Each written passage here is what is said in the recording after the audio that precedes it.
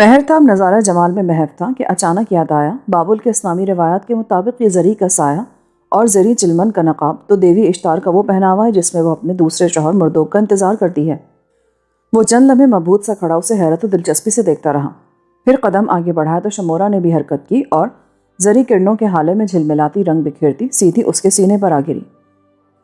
خود سپردگی کا یہ انداز اتنا سحر آفریں تھا کہ وہ خود بے چین ہو گیا، مگر فوراً سنبھل کے بولا، شمورا جان عزیز، یہ وارفتگی کیسی؟ مہرتاب نے حسن کی پیشکش کو اگرچہ ٹال دیا لیکن جان عزیز کہہ کر دختر بنونید کے جذبات میں ہلچل سی ڈال، کیونکہ یہ خطاب ایک قسم کا اظہار محبت تھا یا نہیں، مگر اس سے ایک خاص رویے کا اظہار ضرور ہوتا تھا جس کی شمورا طلبگار تھی۔ مہرتاب، تم نے جان عزیز کہہ کر مجھے زندگی بخش دی۔ وہ شمورا کی دلجوئی کے لیے آیا تھا، کیونکہ بااختیار شہزادی کی حیثیت میں وہ کبھی نہ کبھی اس کے کام آ سکتی تھی، مگر دختر بابل نے خود کو اشتار کے روپ میں پیش کر جہاں اپنی دلکشی اور وارفتگی کا اظہار کیا، وہاں مہرتاب کے ذہن میں ایک انوکھا خیال بھی روشن کر دیا، اور اس کے پیکر جمال میں جان عزیز کا شعلہ بھڑکا کر اپنے نئے خیال کے بارے میں سوچتا ہوا مسند کی طرف بڑھا۔ شمورا جان گئی تھی کہ ملاقات کا آغاز حوصلہ افزا ہے، اس کے پیغام پر آ بھی گیا ہے اور جان عزیز بھی کہہ رہا ہے۔ اسی خوشی میں پہلو بہ پہلو مسند کی طرف چلی۔ مسند پر بیٹھتے ہی ایک دلچسپ بات ہوئی۔ مہرتاب نے زری نقاب کو سہرے کی طرح اس کے سر پر الٹ دیا۔ آج تمہارا حسن مہتاب کی طرح روشن اور آفتاب کی مانند پرجلال ہے، اس لباس میں تو خوبصورت دیوی نظر آ رہی ہو۔ یہ پہلا نذرانہ جمال تھا جو مہرتاب نے الفاظ کی صورت میں ادا کیا۔ ان راحت بخش لفظوں نے شمورا پر ایک نئی کیفیت طاری کر دی۔ ہاں مہرتاب، اس لیے کہ کہیں تم مجھ سے ناراض نہ ہو جاؤ، میں نے تمہاری خاطر اشتار کا لباس پہنا، اور دیوی یہ لباس اس وقت پہنتی ہے جب مردوک سے ملاپ چاہتی ہے، اسی لیے تمہیں تنہائی میں بلایا ہے۔ مہرتاب چونک گیا۔ وہ اس خواہش کو بات چیت میں الجھانے اور سوچنے لگا کہ دیوی کے روپ میں اس سے ایک بڑا کام لے سکتا ہے۔ میں تم سے کیوں ناراض ہوتا؟ تمہاری شرط محبت جو پوری نہ کر سکی، مگر صرف ایک بار میرا عذر سن لو، اگر قبول نہ ہو تو مجھے سزا دے سکتے ہو۔ تمہاری شرط ہار کر میں بے حد پریشان ہو گئی تھی، اور تمہیں بتانا چاہتی ہوں کہ ہاروت ماروت۔ مہرتاب نے وہی بات کاٹ دی، اپنی شرط پر گفتگو نہیں چاہتا تھا اور سیدھا مطلب پر آ گیا جو اسے دیوی کے لباس میں دیکھ کر ذہن پر ستارے کی مانند جھلملایا تھا۔ جو بات پوری نہ ہو سکی اسے بھول جاؤ شمورا، آج میں تمہارا کھویا ہوا اعزاز تمہیں لوٹانا چاہتا ہوں۔ میرا کھویا ہوا اعزاز؟ ہاں، میں نے تمہیں شہزادی سے شمورا بنا دیا، اور یہ بھول گیا تھا کہ تم ایک دیوی ہو اور دیویوں کے لہجے میں گفتگو کرتی ہو۔ وہ اس کا مطلب سمجھے بغیر بولی، میں تمہاری ممنون ہوں مہرتاب کہ تم نے مجھے دیوی سے عورت بنا دیا، مگر آج چاہتا ہوں کہ عورت سے پھر دیوی بن جاؤ اور میرے ساتھ بھی اسی لہجے میں بات کرو جس لہجے میں دوسروں کے ساتھ کرتی ہوں۔ تمہاری زبان سے میں کے بجائے ہم کا صیغہ اچھا لگتا ہے، اس میں ایک دیوی کا سا وقار اور جلال ہے۔ عقل کل شمورا الفاظ تو سمجھ گئی مگر ان کا مطلب نہ سمجھ سکی۔ مہرتاب کی فرمائش بھی حیرت انگیز تھی کہ شمورا سے پھر دیوی کیوں بنا دینا چاہتے ہو؟ تم دیوی کے روپ میں زیادہ اچھی لگتی ہو۔ نہیں مہرتاب، دیوی بن کر میں تم سے دور ہو جاؤں گی، حالانکہ اس وقت تم دیوی کے لباس میں ہو۔ یہ لباس صرف تمہاری خوشنودی کے لیے پہنا تھا کہ تمہیں اچھی لگوں۔ میں صرف تمہارے لیے شمورا رہنا چاہتی ہوں اور ابھی اپنا لباس تبدیل کر لیتی ہوں۔ تمہارے سوا یہاں اور کوئی تو ہے نہیں جو مجھے لباس بدلتے ہوئے دیکھ سکے۔ نہیں شمورا، میں نے تمہیں دیوی کے لباس میں پسند کیا ہے اور اب اپنے لیے بھی دیوی کے روپ میں ہی دیکھنا چاہتا ہوں۔ وہ بے چین سی ہو گئی۔ مہرتاب، تمہاری باتیں پر حکمت ہوتی ہیں، مگر میں اس بات کی حکمت کو سمجھ نہیں سکتی کہ مجھے دیوی کے روپ میں کیوں دیکھنا چاہتے ہو۔ کچھ باتیں ایسی ہوتی ہیں جو وقت سے پہلے نہیں سمجھائی جا سکتی۔ شمورا سمجھ گئی کہ جس تبدیلی پر اصرار کر رہا ہے اس میں کوئی مصلحت پوشیدہ ہے جسے فی الحال ظاہر نہیں کرنا چاہتا۔ میں تمہاری کسی بات سے انکار نہیں کر سکتی، لیکن یہ اطمینان ضرور چاہتی ہوں کہ مجھے دیوی بنا کر اپنی قربت اور محبت سے دور تو نہیں کرو گے۔ لوگوں کے سامنے میرے اور تمہارے درمیان کچھ فاصلے حائل رہیں گے، مگر تنہائی میں ہمارے درمیان کوئی فاصلہ نہیں ہوگا۔ تمہیں اپنی قربت بخش دینے کا وعدہ کرتا ہوں، بس آج سے میرے ساتھ بھی دیوی کے لہجے میں کلام کرو، جلوت میں بھی اور خلوت میں بھی۔ شمورا قربت کے وعدے پر خوش ہو گئی، یکلخت مسند سے اٹھی اور اس کی طرف ہاتھ لہرا کر بدلے ہوئے لہجے میں بولی، لو مہرتاب، آج سے ہم تمہارے لیے بھی دیوی بن گئے اور آئندہ تم سے اپنے خاص لہجے میں بات کریں گے، ہمیں تمہارا ہر حکم عزیز ہے۔ مہرتاب کو اس کا جذبہ اطاعت اچھا لگا۔ یہی موقع تھا کہ تھوڑی سی دلچسپی کا اظہار کر کے اسے اپنے مکمل اعتماد میں لے سکتا تھا۔ اچانک شمورا کا بڑھا ہوا ہاتھ ایک جھٹکے سے تھام کر اس نے اسے اپنے مضبوط بازوؤں میں بھر لیا۔ مہرتاب نے اپنے اور اس کے درمیان سارے فاصلے مٹا دیے تھے۔ پیار کی یہ حسین ساتھ اگرچہ بہت مختصر تھی اور پلک جھپکتے ہی منظر بدل گیا، مگر اسی ایک ساتھ میں اسے محسوس ہوا کہ گزشتہ کئی برسوں کے عرفان تنہائی سے صرف ایک ساتھ کا عرفان محبت کہیں زیادہ راحت افزا تھا، جس میں اس کے شیریں ہونٹوں کو قبولیت عطا ہوئی۔ وہ اس کی زندگی کی سب سے کیف آور گھڑی تھی جب اسے محبت کا پہلا عرفان حاصل ہوا۔ وارفتگی کے انداز میں زری نقاب جو چہرے پر آ گرا تھا وہ الٹتی ہوئی کہنے لگی، ہم تمہارا کس زبان سے شکریہ ادا کریں مہرتاب؟ تم نے واقعی ہمیں اپنا قرب بخش دیا۔ ہم نے اشتار سے دعا کی تھی کہ وہ تمہارے دل میں ہماری محبت ڈال دے۔ دیوی نے ہماری دعا قبول کر لی۔ مہرتاب اس کے الفاظ پر غور کرنے لگا۔ اچانک اس نے بتایا، پدر محترم نے کسی نوجوان کو ہمارے لیے پسند کیا ہے، چاہتے ہیں کہ ہم اسے قبول کر لیں، مگر ہم نے انکار کر دیا اور بادشاہ کو بتایا کہ اپنے محبوب کے سوا تمہارے سوا ہم کسی کو قبول نہیں کریں گے۔ اس انکشاف نے مہرتاب کو حیران و ششدر کر دیا۔ تو کیا بادشاہ تک میری بات پہنچ گئی؟ ویسے نہیں پہنچی جیسے تم سمجھے ہو۔ پھر کیسے پہنچی؟ مہرتاب شمورہ کا ہاتھ پکڑ کر اسے مسند پر کھینچ لایا اور پریشانی کے لہجے میں بولا، کیا بادشاہ کو معلوم ہو چکا ہے کہ تم مجھے چاہتی ہو؟ بادشاہ کو صرف یہ معلوم ہوا ہے کہ ہم کسی کو چاہتے ہیں، مگر ان کے اصرار پر ابھی بھی ہم نے اپنے محبوب کا نام انہیں نہیں بتایا۔ تمہیں ہاروت ماروت کے بارے میں قول دینے کے بعد ہم نے پدر محترم سے رہائی کی سفارش کی تھی، مگر بادشاہ نے پہلی بار ہم سے جھوٹ بولا کہ عبرانی اسیروں کے متعلق کچھ نہیں جانتے۔ تیسرے دن چاہے بابل کے ہولناک واقعہ اور اسیروں کے فرار کی خبر پہنچی تو فوراً ہمیں طلب کر لیا گیا۔ ان کا خیال تھا کہ شاید حادثے میں اس شخص کا ہاتھ ہے جس نے ہم سے اسیروں کی رہائی کا مطالبہ کیا تھا۔ پھر اس نے وہ ساری گفتگو جو باپ سے ہوئی تھی تفصیل کے ساتھ سنائی کہ بادشاہ کس طرح اس کے محبوب کا نام پوچھنے پر اصرار کرتا رہا اور کس طرح وہ اس کا نام بتانے سے انکار کرتی رہی۔ اس نے یہ بھی بتایا کہ اس کی ضد پر بادشاہ نے وعدہ کر لیا ہے کہ اسیروں کو ڈھونڈ کر اس کے حوالے کر دے گا۔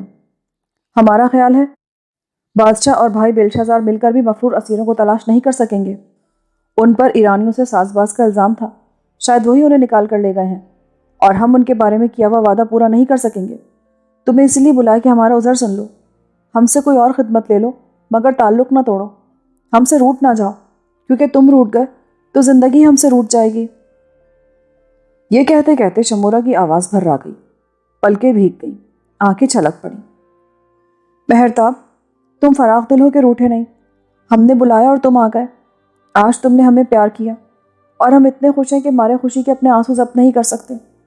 پدر محترم ہمیں عقل کل کہتے اور لوگ عرفان شناس سمجھتے ہیں، مگر تمہارے سامنے ہماری سب دانائی رخصت ہو جاتی ہے اور ہم دماغ کے بجائے دل سے سوچنے لگتے ہیں۔ ہم تمہیں اپنا سمجھتے ہیں مہرتاب، اور تم سے اس طرح محبت کریں گے کہ تاریخ میں ہمارا ذکر باقی رہ جائے گا۔ شمورہ کی اس طویل گفتگو نے جو کچھ لفظوں سے اور کچھ آنسوؤں کی زبان میں ہوئی مہرتاب کو ورطہ حیرت میں ڈال دیا۔ ہر لفظ احساس پر ضرب لگاتا اور ہر آنسو دل کو گداز کرتا گیا۔ شمورہ کی آواز میں تڑپ تھی، پیار میں وارفتگی تھی۔ مہرتاب کو یہ فیصلہ کرنا مشکل ہو گیا کہ اس کی محبت کو قبول کرے یا معاملہ اپنی ضرورت و دلچسپی تک رہنے دے۔ ایک بااختیار شہزادی کی حیثیت سے وہ بہرحال کہیں نہ کہیں اس کے کام آ سکتی تھی۔ دیوی کے روپ میں اس سے کوئی اہم کام لینے کا وہ ارادہ بھی کر چکا تھا، مگر شمورہ کے پیار نے اسے نئے جذبوں سے دوچار کر دیا۔ اب اس کی دلجوئی محض ضرورت نہیں بلکہ کسی اور خیال سے کرنا چاہتا تھا، کیونکہ محسوس کرنے لگا تھا کہ شمورہ صرف اس کی ضرورت نہیں، زندگی کی ایک حسین دھنک ہے، اور اسے پیار سے محروم کر دینے کا مطلب یہ ہوگا کہ قوس و قزح کے رنگوں کو ایک دوسرے سے الگ کر دیا جائے۔ اچانک ذہن سے ایک نئے خیال کی رو گزرنے لگی کہ بابل میں اس کی آمد پر مقدس گوما نے کہا تھا، کنواری دختر بابل کا دولہا آ گیا ہے۔ اب کنواری کا لفظ نو کے احساس پر یوں لرزنے کانپنے لگا جیسے شبنم کا کوئی قطرہ نو کے خار پر لرزتا ہے۔ وہ صرف آفریدہ جمال بیدخت کی خاطر شمورہ سے کنارہ کش ہو گیا تھا، جس نے اسے گلستان یوسفر میں بلایا اور اپنی محبت کا اظہار کیا۔ یہ کوئی معمولی واقعہ نہیں تھا کہ سلطنت کالدیہ کی بااختیار شہزادی اسے اپنے دل و جسم پر اختیار دے رہی تھی۔ مقدس گوما کے معلمانہ الفاظ کی روشنی میں وہ سوچنے لگا، کہیں ایسا تو نہیں کہ وہ اس میں شمورہ ہی کا دلہا ہو جو دختر بابل بھی ہے اور کنواری بھی، جبکہ بیدخت زہرہ جمال اپنا جوہر دوشیزگی بیلشازار کے ہاتھوں لٹوا چکی تھی اور 4 سال کی مہلت پر تھی۔ اس خیال سے دماغ جھنجھنا اٹھا۔ اگر شمورہ ہی اس کی دلہن بننے والی تھی تو پھر کالدیہ کے غیبداں نے ساحل فرات پر بیدخت کو اس کے ساتھ دیکھ کر یہ کیوں کہا تھا کہ تم دونوں کی سرشت ایک، خاک ایک، حتیٰ کہ موت بھی ایک ہے؟ اس اشارہ غیب کا مطلب یہ تھا کہ وہ بیدخت سے کبھی نہ بچھڑنے کے لیے ملنے والا تھا، مگر گوما ہی نے بابل میں اس کی آمد کو کنواری دختر بابل کے دولہا کی آمد قرار دیا تھا۔ مہرتاب خیال کی جھلملوں سے گزر رہا تھا، غیبداں گوما کے الفاظ کو معنی پہنا رہا تھا اور بے دخت اور شمورہ کا موازنہ کر رہا تھا۔ اچانک خیال آیا کہ دونوں عورتوں کا اس کے ساتھ گہرا تعلق ہے اور وہ کسی کو ایک دوسرے کی خاطر نظر انداز نہیں کر سکتا۔ اس نے گوما کے لفظوں اور غیبی اشاروں کی یہی تعبیر نکالی کہ بے دخت اس کی سرشت اور اس کی خاک سے ملی ہوئی خاک ہے جو جدا نہیں ہو سکتی۔ شمورہ اس کی ضرورت اور اس کی دلہن ہے جو اسے اپنا مردو کے محبت مانتی ہے۔ اس تعبیر نے اسے 2 حصوں میں تقسیم کر دیا۔ وہ دل و دماغ کی 2 اکائیوں میں بٹ گیا اور اب شمورہ کے لیے ایک نیا جذبہ محسوس کرنے لگا۔ اس نے فیصلہ کر لیا کہ دختر بابل کی محبت کو قبول کرنا ہے اور یہ بھی آسمانوں پر لکھی ہوئے تقدیر کا فیصلہ ہے۔ ساتھ ہی وارفتگی کا اظہار کرنے لگا۔ شمورہ جان عزیز، میں تمہیں خوش دیکھنا چاہتا ہوں اور ہم اپنی ذات کی تکمیل چاہتے ہیں۔ تمہاری ذات مکمل کی جائے گی۔ مرد کی مکمل محبت عورت کی ذات کو مکمل کرتی ہے۔ تم نے ثابت کر دیا ہے کہ محبت کیے جانے کے قابل ہو، پھر آج ہم اقرار محبت چاہتے ہیں۔ مہرتاب نے بڑے صاف، واضح اور فیصلہ کن الفاظ میں کہا، میں تم سے محبت کرتا ہوں شمورہ، تم میری نصف زندگی ہو، کیونکہ عورت مرد کی نصف زندگی ہوتی ہے۔ مگر اس نے دل میں اپنی نصف زندگی بے دخت زہرہ جمال کو ٹھہرایا اور نصف شمورہ کو۔ مہرتاب کے اقرار محبت نے اس کے دل میں، دن میں، خون میں ایک نئی حرارت پیدا کر دی، چہرے پر رنگ بکھیر دی۔ غفور مسرت نے اپنی دونوں کلائیاں اس کے گلے میں پیرو دیں اور شگفتہ ہونٹوں پر تبسم کا جادو جگا کر بولی، پھر ہم بادشاہ سے کہہ دیں کہ ہمارے لیے حجلہ عروسی تیار کرائیں کیونکہ ہم نے اپنا دولہا پسند کر لیا ہے۔ جانے مہرتاب، ابھی حجلہ عروسی کے لیے کچھ انتظار کرنا ہوگا۔ کیوں؟ کیونکہ ابھی ہمارے وصل کی رات نہیں آئی۔ کب آئے گی پھر؟ جب آسمان پر عطارد اور زحل کا قران ہوگا اور زمین پر موت کی دستک سنائی دے گی۔ شمورہ کی کلائیوں کا ہار ٹوٹ کر گرا۔ موت کی بات کیوں کرتے ہو؟ محبت عورت کو نئی زندگی عطا کرتی ہے۔ تم اس زندگی سے محروم نہیں رہو گی۔ مہرتاب سوچ رہا تھا شمورہ کے ساتھ اسی رات وصل کرے گا جس رات ایرانی فوج بابل میں داخل ہو جائے گی۔ اس خیال کو ذہن میں رکھ کر اس نے اس کی کلائی پکڑی اور پنجے میں پنجہ پیوست کر کے بولا، مجھے اپنی حیات کی قسم، اس رات میں تمہیں موت سے چھین لاؤں گا، اپنی بناؤں گا۔ یہ گویا پیمانے وفا تھا، مگر شمورہ اس کے الفاظ پر چونک گئی، کیونکہ مہرتاب نے پہلی ملاقات میں بھی خطروں کی رات اور موت کی دستک کا ذکر کیا تھا اور آج بھی وہی بات دہرائی تھی۔ اس تکرار پر شہزادی کے ذہن میں کسی خطرے نے انگڑائی لی۔ تم نے پہلے بھی کسی ایسی ہی رات کے بارے میں کچھ کہا تھا؟ ہر دن کی ایک رات ہوتی ہے شمورہ، مگر بعض راتیں سالوں اور صدیوں کے بعد آتی ہیں اور سب کچھ بدل دیتی ہیں۔ ایسی ہی ایک رات بابل پر بھی آنے والی ہے، مگر ہم اس رات کی دستک اپنے دل پر محسوس کر رہے ہیں کیونکہ ہم دختر بابل ہیں۔ اسی لیے تمہیں پرجلال دیوی کے روپ میں دیکھنا چاہتا ہوں، کیونکہ اس رات کے آنے سے پہلے تمہیں کچھ اہم فیصلے کرنے ہیں اور وہ فیصلے صرف تم کرو گی۔ کون سے فیصلے؟ کچھ فیصلے انسان کرتا ہے جنہیں وقت مٹا دیتا ہے، مگر کچھ فیصلے وقت کے ہوتے ہیں جنہیں انسان مٹانا چاہتا ہے مگر مٹا نہیں سکتا۔ تم دیوی کے روپ میں وقت کے وہی فیصلے صادر کرو گی اور وہ فیصلے انصاف پر مبنی ہوں گے۔ اب شمورہ سمجھ گئی کہ اسے پرجلال دیوی کے روپ میں اس لیے دیکھنا چاہتا ہے کہ کوئی شخص اس کے فیصلوں سے انکار نہ کر سکے۔ وہ حیران تھی، نہ جانے وہ کس کا انصاف چاہتا ہے اور وقت کے فیصلے کیا ہوں گے۔ تم اس وقت اشتار کے روپ میں ہو، کیا دیوی کسی مظلوم کو انصاف سے محروم کر سکتی ہے؟ نہیں، ظالم خواہ کتنا ہی طاقتور کیوں نہ ہو، دیوی مظلوم کا انصاف ضرور کرے گی۔ اگر وہ انصاف نہ کرے تو دیوی نہیں رہتی۔ پھر تمہیں بھی دیوی کے روپ میں عنقریب ایک ایسے مقدمے میں شریک ہونا اور انصاف کرنا ہوگا جس میں ایک فریق بہت طاقتور اور دوسرا بہت کمزور ہے۔ کمزور کو خطرہ ہے کہ حصول انصاف سے قبل اسے سر عدالت قتل کر دیا جائے گا۔ عدالت کے فیصلے سے قبل کسی کو قتل نہیں کیا جا سکتا، یہ حمورابی کا قانون ہے۔ مقدمہ کسی ایسی ہستی کے خلاف بھی ہو سکتا ہے جو قانون بدل دینے اور فریادی کو قتل کر دینے کی طاقت رکھتی ہو۔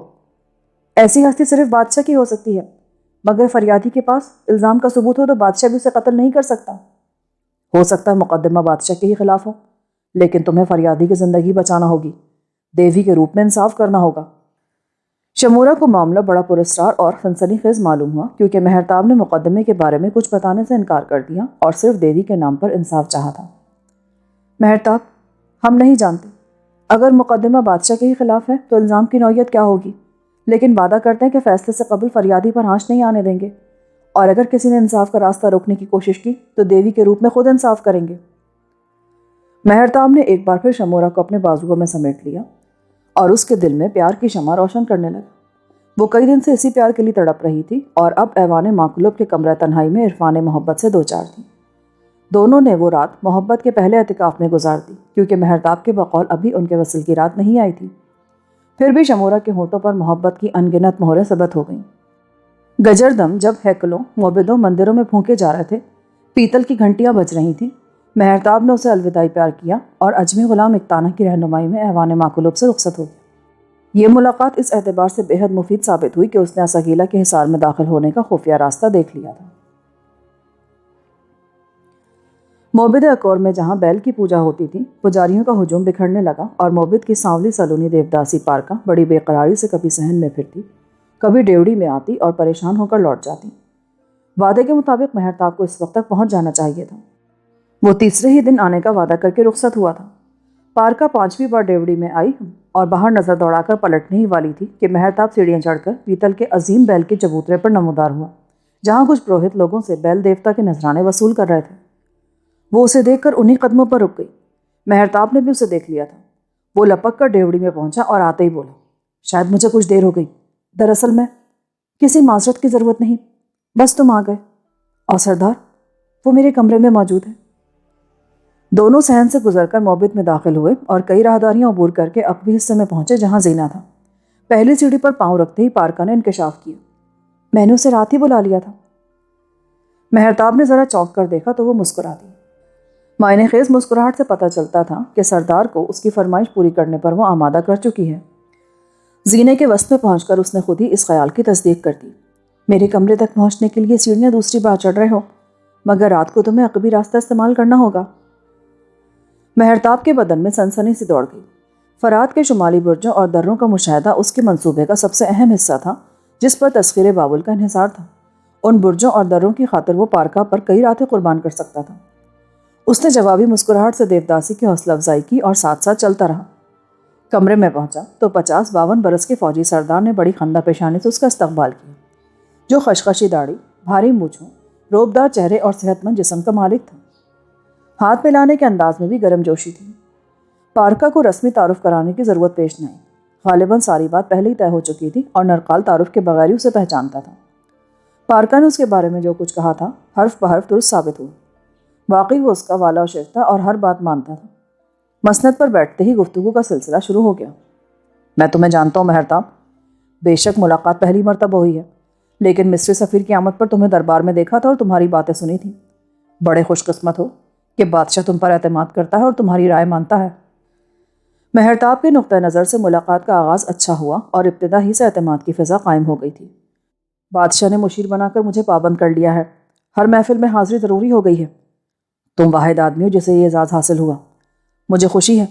پارکا تم جیسے آدمی کی دوستی چاہتی ہے اور تم نے دوستی کی ایک شرط بھی رکھی ہے۔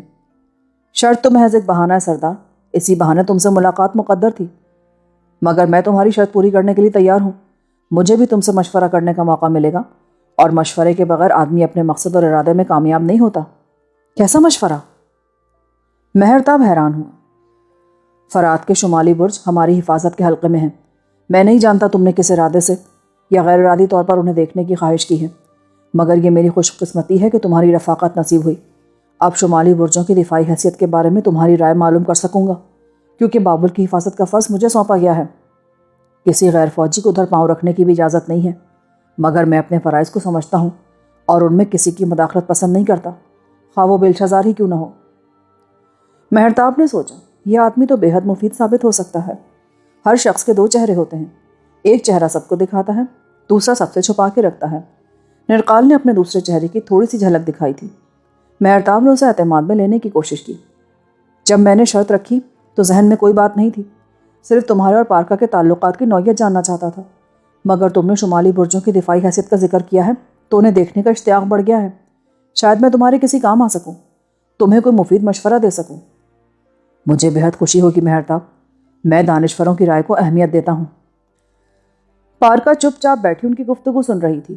اچانک کہنے لگی، نرقال، مہرتاب نے ریموت کو بھی مشورہ دیا تھا کہ بابل کی فکر کرنی چاہیے کیونکہ ایرانی شہر کے کچھ اور قریب آ گئے ہیں، مگر ریموت نے یہ کہہ کر اس کا مشورہ مسترد کر دیا کہ بابل کی حفاظت تو دیوتا کرتے ہیں۔ بے شک ایمگور بل دیوتاؤں کی دیوار ہے اور دشمنوں سے پار نہیں کر سکتا، مگر دیوتاؤں کی خوشنودی کے لیے ہمیں بھی اپنا فرض ادا کرنا ہے، کیونکہ دیوتا انسانوں کے ذریعے اپنی مرضی پوری کرتے ہیں۔ پھر نرقال نے ریموت کے متعلق اپنی رائے کا اظہار کیا۔ ریموت صرف خفیہ امور کا سربراہ ہے، اسے جنگ کا تجربہ نہیں، حالانکہ ایرانیوں نے فرات کی شمالی بستیوں پر قبضہ کر کے ہمارے لیے خطرہ پیدا کر دیا ہے۔ میں ریموت کو اسی خطرے سے آگاہ کرنا چاہتا تھا، مگر اس نے توجہ نہیں دی۔ سردار نرقال، کہیں زیادہ خطرہ تو نہیں؟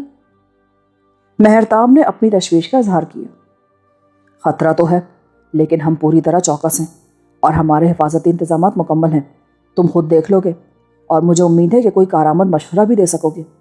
تو پھر کب چلنے کا ارادہ ہے؟ میرا رتبان آ جائے تو روانہ ہو جائیں گے۔ میں نے اسے ہدایت کی تھی کہ عبادت ختم ہونے کے تھوڑی دیر بعد آ جائے، بس آنے ہی والا ہوگا۔ اس عرصے میں ہم کچھ دوستانہ باتیں کر لیں گے۔ سردار، تم مجھے اپنا دوست پاؤ گے، مگر میری دوستی کے لیے پارکا سے تمہاری دوستی بہت ضروری ہے۔ پارکا سے دوستی کی بات نرقال نے خود چھیڑی، اور اب مہرتاب اس کی وجہ معلوم کرنا چاہتا تھا۔ مجھے دوستی سے انکار نہیں ہے، مگر تم ایسا کیوں چاہتے ہو؟ کیا پارکا نے تمہیں نہیں بتایا؟ جو کچھ بتایا وہ کافی نہیں، اصل وجہ جاننا چاہتا ہوں۔ سردار نرقال ششو پنج میں پڑ گیا۔ کچھ باتیں ایسی بھی ہوتی ہیں جو بیان نہیں کی جا سکتی۔ اگر پارکا سے میری دوستی چاہتے ہو تو ہمارے درمیان کوئی بات پوشیدہ نہیں رہنی چاہیے۔ نرقال نے کچھ سوچا، پھر کہنے لگا، کوئی اور ہوتا تو اصل وجہ بیان نہ کرتا، مگر تم سے کچھ چھپانا نہیں چاہتا۔ ایک خطرناک مہم مجھے درپیش ہے، جس سے شاید میں زندہ لوٹ کر نہ آ سکوں۔ خطرے کے وقت عورتیں اپنے گہنے مٹی میں دبا دیتی ہیں، لیکن مرد اپنی عزیز چیزیں محفوظ ہاتھوں میں سونپ کر جاتا ہے۔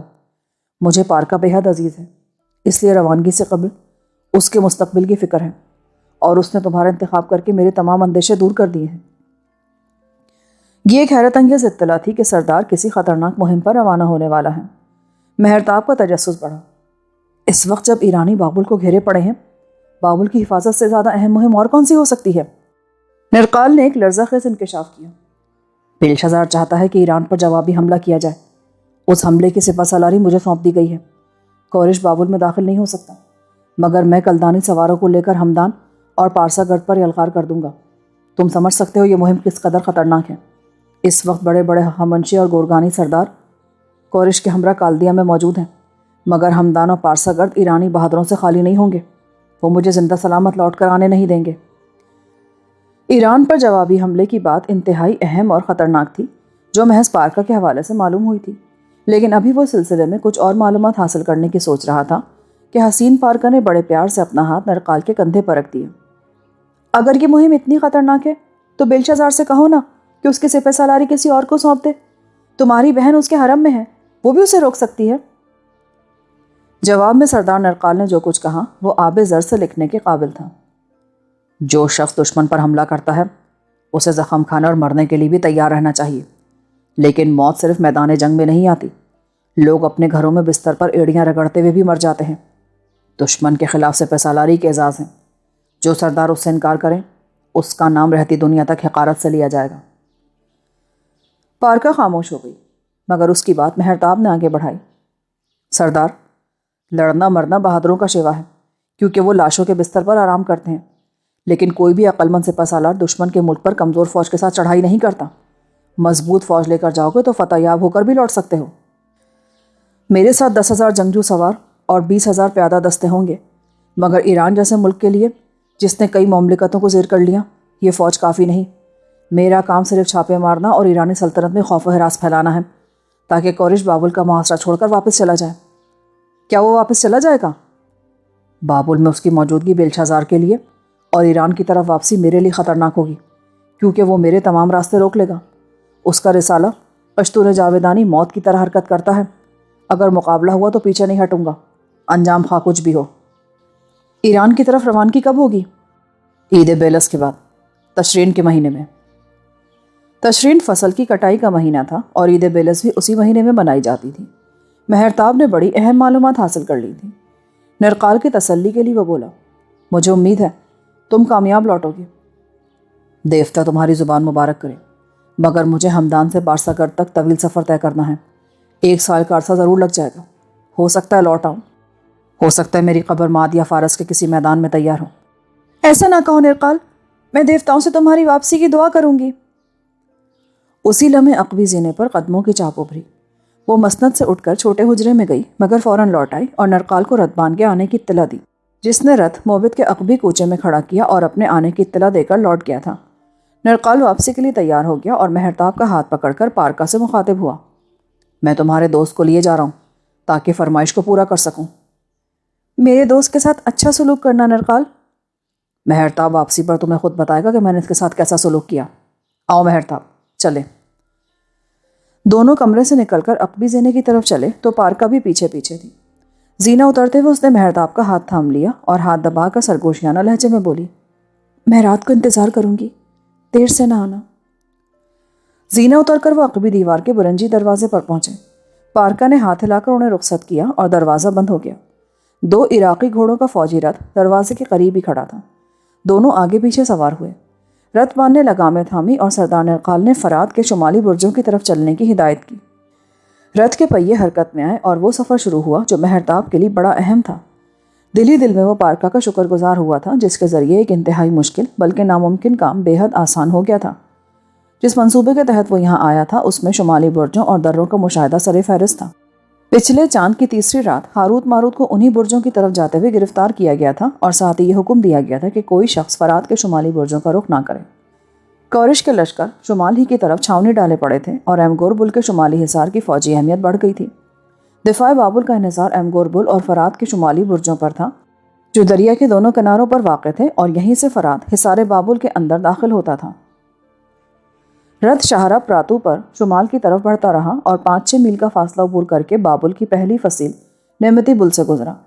نعمتی بل تک آمد و رفت کی کوئی پابندی نہیں تھی، مگر آگے کوئی غیر فوجی 2.5 میل کی اس پٹی میں داخل نہیں ہو سکتا تھا جو ایمگور بل تک پھیلی ہوئی تھی۔ یہ پابندی بھی صرف شمال کی طرف تھی کیونکہ اس علاقے کو فوجیوں کی آمد و رفت یا دیگر دفاعی امور کے لیے وقف کر دیا گیا تھا۔ رتھ نعمتی بل سے گزر کر ایمگور بل کی طرف بڑھنے لگا تو مہرتاب کے دل میں جذبات کا ایک عجیب سا مد و جزر شروع ہوا، کیونکہ پارکا کی دوستی نے وہ راستہ کھول دیا جس سے گزر کر وہ اپنے مقصد سے قریب ہو رہا تھا۔ رتھ نعمتی بل سے 1 میل آگے بڑھ گیا تو دونوں فصیلوں کی درمیانی پٹی پر پہلا فوجی حلقہ نظر آیا جو اینٹوں کے ایک بھٹے کے دامن میں خیمہ زن تھا۔ بھٹے پر کام کرنے والے غلاموں اور کھیتوں نخلستانوں کی حفاظت کرنے والے مزدوروں کو اس قطعے سے رخصت کر دیا گیا تھا۔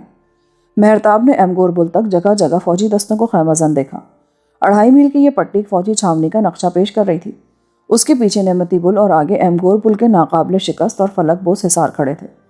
فرات کے دونوں کناروں پر جہاں بلند و بالا اور نیرنگ زمانہ فصیل ایمگور بل کے درمیان پانی کی 1 میل چوڑی پٹی حائل تھی، وہ عظیم برج نظر آ رہے تھے جن کی بلندیوں پر پراتو دیوتا کے کوہ پیکر بت نصب تھے تاکہ وہ دشت فرات اور شمالی صحراؤں کی نگرانی کرتے رہیں۔ یہ دیوتاؤں کے شہر بابل کا دفاعی حلقہ تھا جسے مہرتاب چشم تجسس سے دیکھتا چلا گیا۔ اس نے اندازہ لگا کہ کلدانی فوج کسی بھی امکانی حملے کو روکنے کے لیے کافی سرگرم ہے۔ اب رتھ ایمگور بل کی عظیم الرفت فصیل کے ساتھ فرات کے شمالی برج کی طرف بڑھ رہا تھا۔ جو ہی وہ برج کے قریب رکا، ایک فوجی افسر نے اپنے 2 نائبوں کے ہمراہ سردار نرقال کا استقبال کیا۔ مہرتاب بھی اس کے ساتھ ہی رتھ سے اترا۔ اپنے افسروں سے کچھ گفتگو کرنے کے بعد وہ مہرتاب کی طرف مڑا اور بولا، پہلے ہم فصیل دیکھیں گے۔ بابل کے چوفر 60 میل کے رقبے میں پھیلی اس عجوبہ فصیل کا ہر ضلع 15 میل تھا، کیونکہ بابل چوکور شہر تھا۔ پوری فصیل میں 100 برنجی دروازے اور 250 برج تھے، مگر شمال کی طرف جہاں دریا شہر میں داخل ہوتا اور جنوب کی سمت جہاں وہ شہر سے نکلتا 2 برج علیحدہ تھے جو فرات کے برج کہلاتے تھے۔ نرقال اور اس کے فوجی افسروں کے ساتھ مہرتاب ایک عظیم الہیت برنجی دروازے میں داخل ہوا جس کی 87 فٹ چوڑی ڈیوڑی سے، کیونکہ ایمگور بل کا عرض 87 فٹ تھا، ایک چکردار زینہ فصیل کی 350 فٹ بلندی کو 5 درجوں میں تقسیم کرتا ہوا اوپر پہنچتا تھا۔ مہرتاب اپنے مضبوط جسم سے ایک فوجی ہی معلوم ہوتا تھا، صرف لباس مختلف تھا۔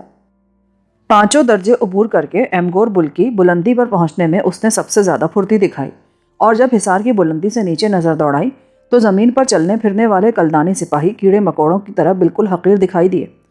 فصیل پر پہنچ کر وہ اپنے آپ کو فراز آسمان پر محسوس کرنے لگا۔ شمال کی طرف فرات اپنے دونوں ساحلوں کی ترائی اور گھنے ویلوں کے درمیان ایک آبی لکیر کی صورت حد نظر تک چلا گیا تھا۔ 5-6 میل پرے دریا کنارے ان دونوں بستیوں کے دھندلے دھندلے خاکے نظر آ رہے تھے جن پر ایرانیوں نے حال ہی میں قبضہ کیا تھا۔ 350 فٹ کی بلندی سے مہرتاب نے جھیل سمیرامس اور اس کے کناروں سے ساحل فرات تک طویل رقبے میں خیمہ زن ایرانی لشکروں کو دیکھنے کی کوشش کی، لیکن 16-17 میل کی دوری کے باعث ایک دھندلی لکیر کے سوا کچھ نظر نہ آ سکا۔ تاہم شمالی میدانوں اور دشت فرات کا نظارہ کرنے کے بعد وہ اس نتیجے پر پہنچا کہ حقہ منشی ماہرین حرب نے بابل کو شمال کی جانب سے اپنی پوری زد میں لے رکھا ہے اور اس وقت عظیم بابل صرف اپنی گزری عظمتوں کا سایہ بن کے رہ گیا ہے۔